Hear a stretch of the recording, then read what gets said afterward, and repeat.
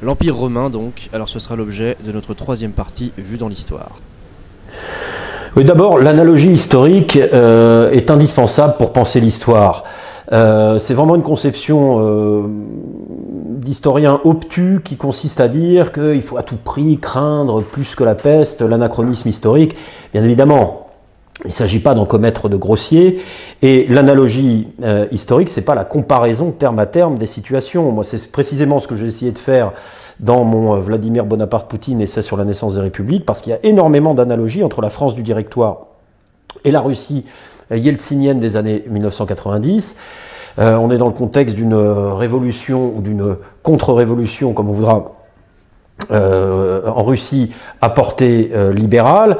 En France, la Révolution française porte cet élément-là, des enrichissements rapides, une déstructuration de la propriété, un désordre dans les pouvoirs publics, et puis une figure consulaire, un homme fort, qui vient rétablir l'État et opérer la synthèse entre l'ancien et le nouveau.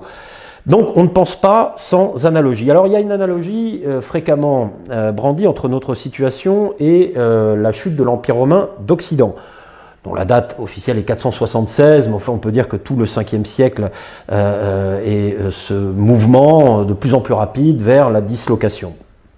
Alors, c'est une analogie séduisante, ce qui ne veut pas dire qu'elle soit incontestable. Et je voudrais essayer d'y voir plus clair avec vous.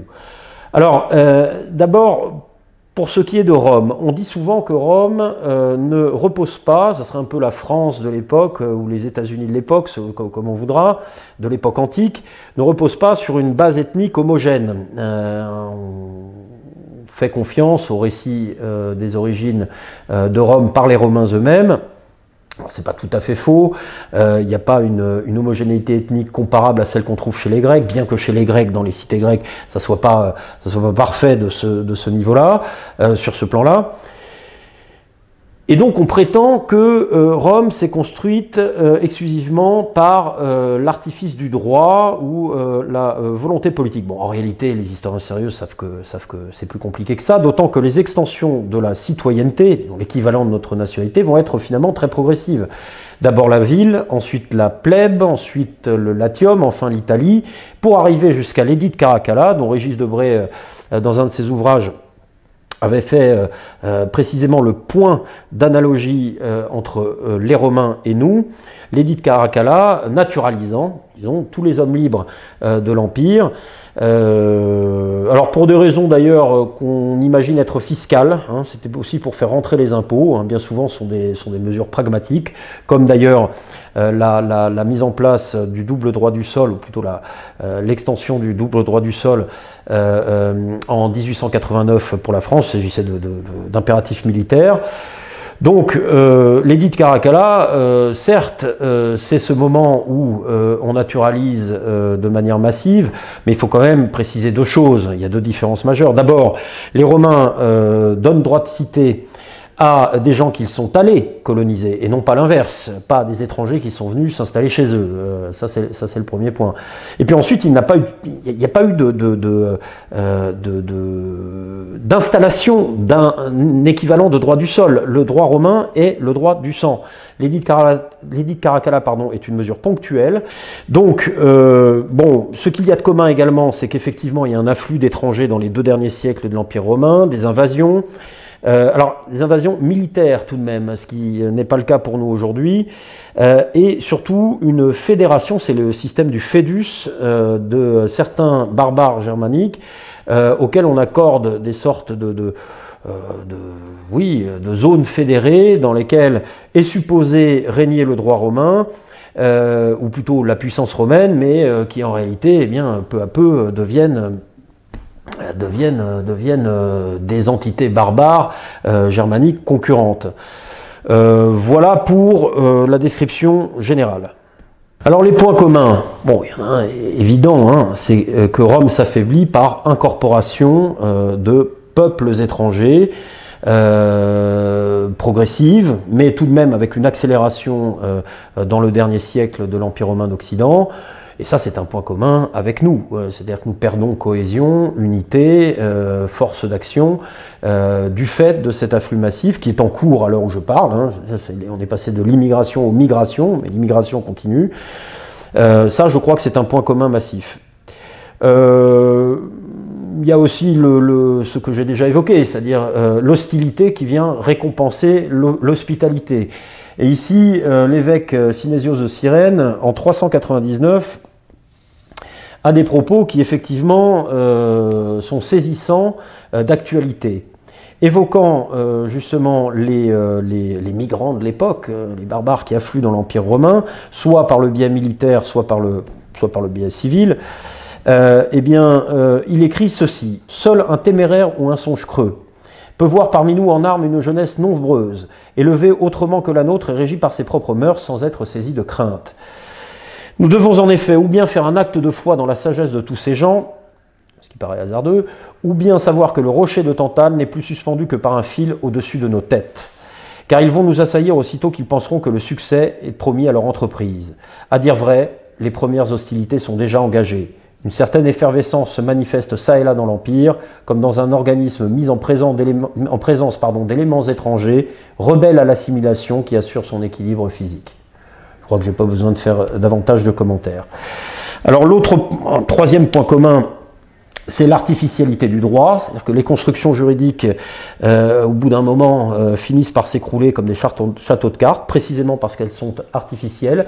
Il y a un droit substantiel, hanté, greffé sur des réalités populaires, éthiques, morales au sens des mœurs, et puis il y a des constructions juridiques qui finissent par être abstraites. Alors là, en plus, des constructions juridiques qui viennent écoper le navire impérial, hein, parce qu'au fond, on accorde des statuts particuliers, enfin les fédus, les fédérations, parce qu'on est en position de faiblesse. Hein.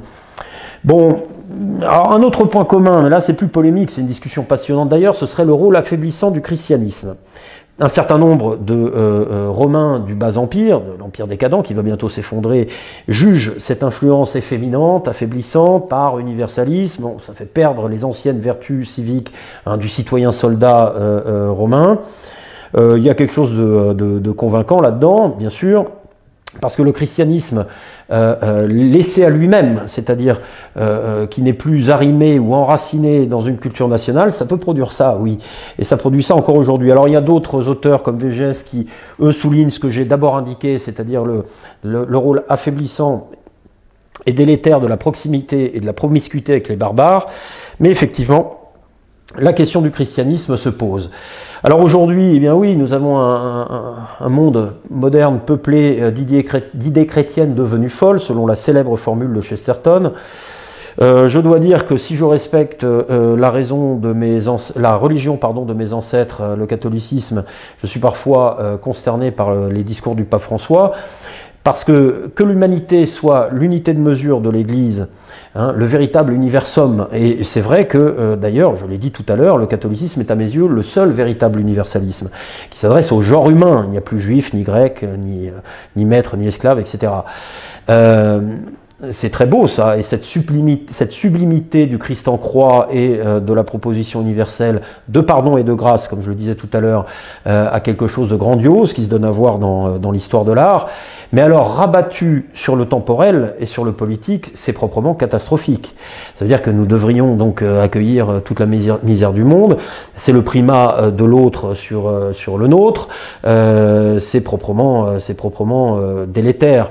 Donc je dirais que la religion des droits de l'homme à forte empreinte chrétienne pratiquée par l'Église catholique est un des facteurs en effet d'affaiblissement que nous connaissons aujourd'hui. Point commun, analogue avec la situation de l'Empire romain dans son dernier siècle. Un autre point commun, mais aggravant celui-là, c'est la masse. Parce qu'en réalité, pour parler de la Gaule romaine, il y a assez peu de Germains qui rentrent. C'est 40 000 à peu près, hein, sur une population gallo-romaine bien plus importante de, je ne sais plus, alors je ne veux pas dire de bêtises, je crois qu'on est autour de 5 millions. Donc, tandis que là, nous accueillons des peuples entiers, finalement, d'une certaine manière, c'est encore plus dangereux, puisque nous sommes dans une logique impériale, alors que nous ne disposons pas des ressources dont l'Empire romain avait disposé pendant des siècles pour faire tenir tout ça, c'est-à-dire des territoires extrêmement étendus sur lesquels, bien précisément, les populations sont réparties, et puis, oui, une puissance militaire, bien que la nôtre ne soit pas entièrement défaite, une puissance militaire qui fait tenir l'ensemble, et un modèle qui permet à chaque entité d'exister par elle-même et dans son identité. Donc, il n'y a rien de pire que de mener des politiques de type impérial ou des logiques juridico-impériales dans un contexte national. Donc, bon, le dernier point qui me semble aussi tout à fait analogue, c'est l'ingratitude. Hein. J'évoquais l'hostilité de ceux auxquels on accorde l'hospitalité et la mollesse de nos élites. Oui, dès ce premier instant jusqu'à l'heure présente, les barbares nous ont jugés ridicules, conscients tout à la fois de ce qu'ils avaient mérité et des mérites que nous leur avions reconnus. Nous l'avons reconnu, dit Synésios, hein, c'est toujours lui que je cite, nous leur avons reconnu des mérites qu'ils savent eux-mêmes ne pas mériter. Le bruit s'en est répandu chez leurs voisins, les engageant à venir chez nous. Là aussi c'est saisissant. Et voici qu'à court à cheval, d'autres archers étrangers, débonnaires comme nous sommes, ils font appel à notre amitié en vertu de ce précédent détestable, et nous en arrivons, ce me semble, dans notre misère, à ce que le bon peuple appelle la persuasion contrainte. Bien, alors je crois aussi que c'est parfaitement clair. Bon, alors quelles seraient, en revanche, les différences principales des situations ? Bon, d'abord, les barbares en question sont tout de même plus romanisés que nos immigrés d'hostilité contemporains. Hein. C'est-à-dire qu'ils admirent Rome. Ils veulent non seulement ce que qu'ont les Romains, mais ce qu'ils sont. Hein, j'ai dit tout à l'heure que nous avons des immigrés qui veulent ce que nous avons en détestant ce que nous sommes. Les barbares ne détestent pas ce que sont les Romains. Mais on voit qu'ils ont tout de même préféré s'emparer de ce qu'avaient les Romains, tout en les imitant plus ou moins. Hein, mais au fond, là, ici, l'élément ethnique, identitaire a primé sur la fusion civilisationnelle, pourrait-on dire. Deuxième différence majeure, les élites françaises sont pires que les romaines du dernier siècle. Elles sont bien plus collaborationnistes, elles collaborent avec la perte de l'ensemble bien davantage encore que les élites romaines. Mais à l'inverse, c'est la contrepartie, nos barbares contemporains sont beaucoup moins habiles parce qu'ils ne se francisent pas, à la différence des Germains qui présentaient des gages de romanisation et qui ont peu à peu occupé l'armée, les institutions, etc. C'est pas ce qui se passe aujourd'hui.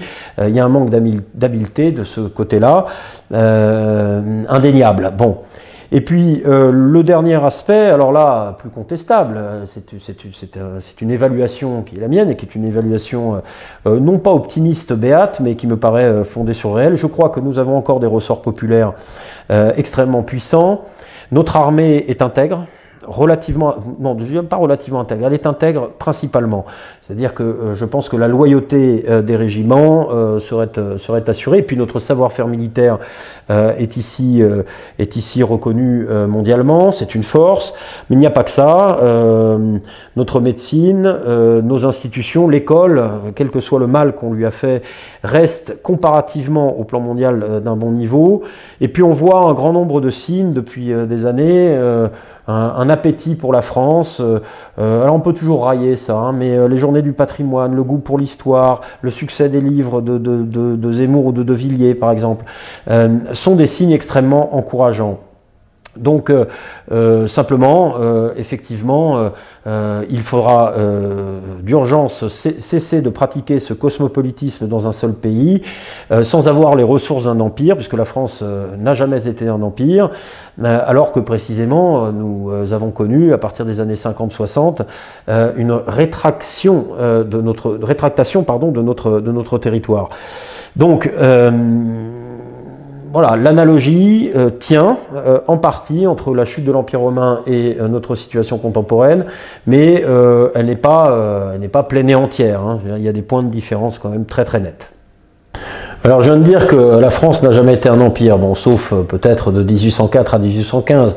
En revanche, elle a eu un empire. Ce qui est tout à fait différent, et je voudrais, avant de terminer, faire un point quand même conceptuel sur la distinction entre nation et empire. Il y a une forme nation et il y a une forme empire. Et puis ensuite, il y a les réalités. Il faut être un peu nominaliste, c'est-à-dire que un concept général ne suffira jamais, puisque il y a toujours des formes hybrides, des exceptions, etc. Mais il y a tout de même un grand axe. D'abord, L'empire organique se distingue tout à fait de l'empire comme constitution impériale, un corps constitué en empire. Ça se distingue tout à fait de l'impérialisme comme politique, c'est-à-dire une nation qui projette ses forces et ses intérêts à l'extérieur et qui peut même y conquérir des territoires. Alors, de ce point de vue-là, on peut toujours dire qu'une nation, c'est un empire qui a réussi. Ça s'appelait beaucoup aux partisans de la forme empire. Je ne crois pas, parce que l'empire repose essentiellement sur la contrainte et sur un droit octroyé.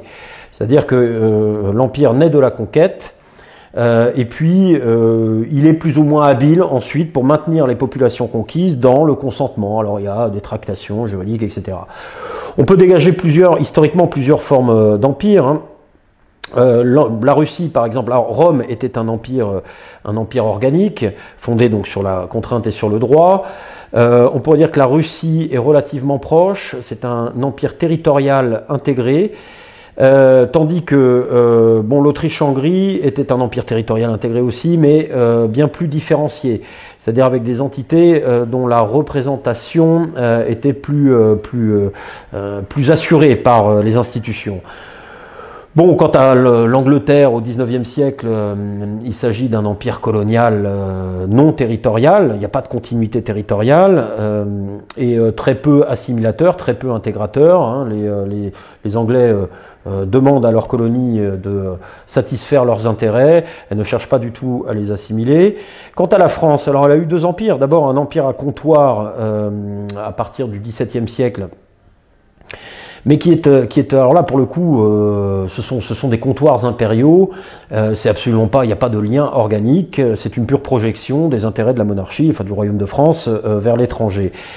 À partir du XIXe siècle, l'empire colonial sera effectivement d'un genre un peu particulier, puisque c'est un empire colonial assimilateur, qui tend vers l'élévation et puis l'égalité des entités conquises. Bon, nous en payons le prix, puisque précisément on attend toujours plus, hein, c'est ce que disait Synésios, de celui qui a été généreux sans suffisamment de vigilance, qui a été trop bon, trop con peut-être. Mais effectivement, la France n'est pas organiquement un empire, tandis que l'Allemagne, à la limite, là on peut le dire, c'est un empire à fondement ethnique, avec un territoire relativement continu, mais dont la continuité a tout de même été brisée par l'histoire, d'où le projet justement de réunification du Troisième Reich. Mais une nation, je crois, se distingue principalement d'un empire par le mode de consentement qu'elle provoque chez ceux qui en sont membres. Et c'est un mode de consentement éthique, non seulement contraint, non seulement juridique, mais éthico-politique. Un peu sur le modèle des cités antiques, à une échelle bien plus vaste. Alors, oui, j'évoquais la Russie justement, ça c'est quand même une leçon. Tout empire périra, dit Jean-Baptiste Durosel dans un titre devenu célèbre. Que veut-il dire? C'est que généralement, il y a des exceptions, mais généralement, l'espérance de vie des empires est plus courte que celle des nations, et c'est ce qu'on observe. Il y a quelques exceptions, l'Empire romain, ça dure 5 siècles. Byzance, il faut voir avec quelle intégrité territoriale, oui, 5 siècles, disons 10 siècles officiellement, mais dans son expansion, dans son intégrité, moins. L'Empire ottoman, c'est à peu près pareil, disons c'est 5 siècles maximum, et encore une fois, sans avoir toujours la même extension territoriale. Quant à la Russie, c'est tout à fait, que je connais bien, c'est tout à fait significatif.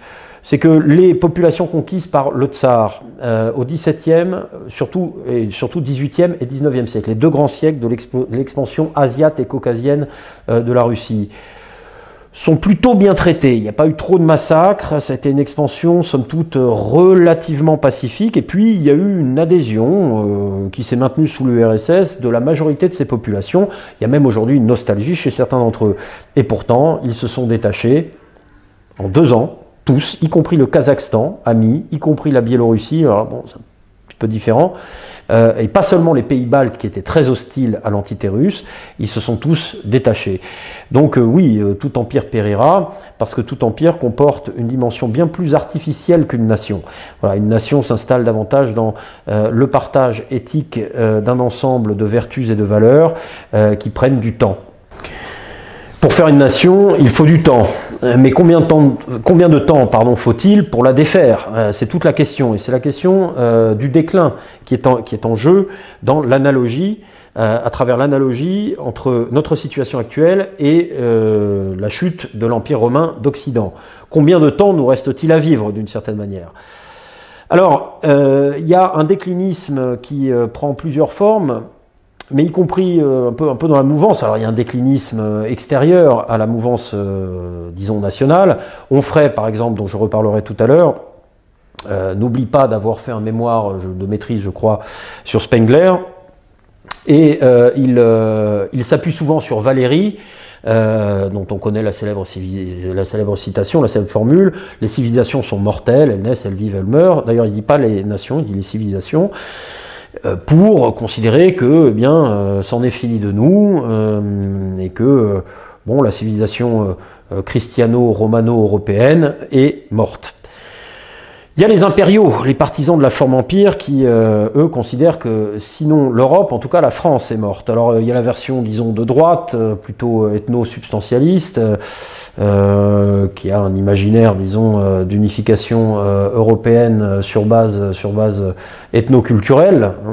Et puis, il y a la version rouge, à la gauche, qui est très marginale, mais dans la filiation de Jean Thiriard,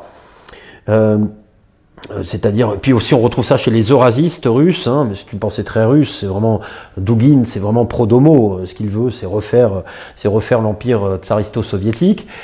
Et puis il y en a donc un certain nombre qui rêvent d'une Europe unifiée politiquement, qui irait de Reykjavik à Vladivostok. Bon courage.